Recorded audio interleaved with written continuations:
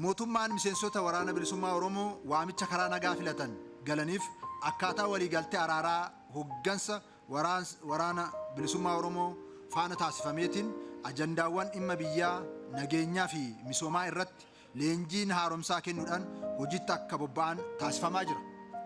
Mootummaan ammas taanan qaama waamicha karaa nagaa fudhatee karaa nagaan nan qabsaa garaagarummaa jiru marii fi marabbaadhaan hiikuuf waliigaltee araaraa raawwachuuf fedhii qabu jiraannan faayidaa uummataa keenyatiif jecha balballi nagaaf baname akka hin cufamne ta'uu ibsuun barbaada. Haa ta'u malee humnoota waamicha karaa nagaa fudhachuu fedhii fi qophaa'ummaa hin qabne irratti tarkaanfiin olaantummaa seeraa mirkaneessuu karaa itti fufiinsa qabuun fudhatamaa jira. Humna waamicha nagaa fudhachuu didee hawaasa keenya irratti gidiraa raawwachaa jiru kana irratti